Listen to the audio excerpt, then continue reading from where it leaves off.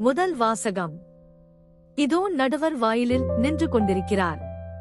திருத்தூதர் யாக்கோபு எழுதிய திருமுகத்திலிருந்து வாசகம். 5:9 முதல் 12 வரை. சகோதரர் சகோதரிகளே, நீங்கள் தண்டனை தீர்ப்புக்கு ஆளாகாதவாறு ஒருவர் மற்றவருக்கு எதிராக முறையிடாதீர்கள். இதோ நடுவர் வாயிலில் நின்று கொண்டிருக்கிறார். அன்பர்களே, நீங்கள் துன்பத்தை தாங்குவதிலும் பொறுமையை கடைப்பிடிப்பதிலும் ஆண்டவரின் பெயரால் பேசிய இறைவாக்கினரை உங்களுக்கு மாதிரிகளாக கொள்ளுங்கள். தளரா மனமுடையோர் பேறு பெற்றோர் என்கிறோம்.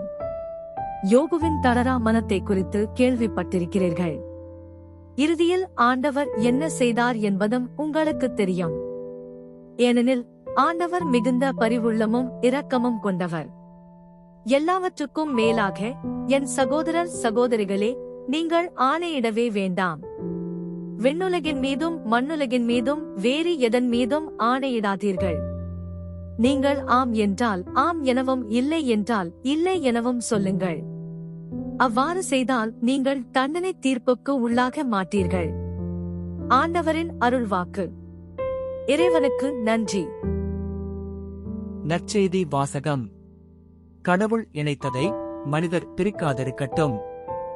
மார்க்கு எழுதிய தூய நற்செய்தியிலிருந்து வாசகம். 10:1 முதல் 12 வரை.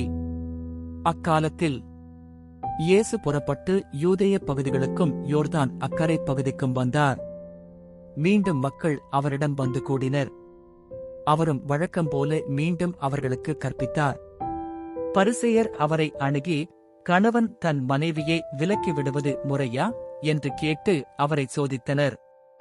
அவர் அவர்களிடம் மறுமொழியாக, மோசே உங்களுக்கு இட்ட கட்டளை என்ன என்று கேட்டார். அவர்கள், மோசே மணவிலக்கு சான்றிதழ் எழுதி அவரை விலக்கிவிடலாம் என்று அனுமதி அளித்துள்ளார் என்று கூறினார்கள். அதற்கு இயேசு அவர்களிடம், உங்கள் கடின உள்ளத்தின் பொருட்டே அவர் இக்கட்டளையை எழுதி வைத்தார். படைப்பின் தொடக்கத்திலேயே கடவுள் ஆணும் பெண்ணுமாக அவர்களை படைத்தார். இதனால் கணவன் தன் தாய் தந்தையை விட்டுவிட்டு தன் மனைவியுடன் ஒன்றித்திருப்பான். இருவரும் ஒரே உடலாய் இருப்பர். இனி அவர்கள் இருவர் அல்ல, ஒரே உடல். எனவே கடவுள் இணைத்ததை மனிதர் பிரிக்காதிருக்கட்டும் என்றார். பின்னர் வீட்டில் இதைப் பற்றி மீண்டும் சீடர் அவரை கேட்டனர்.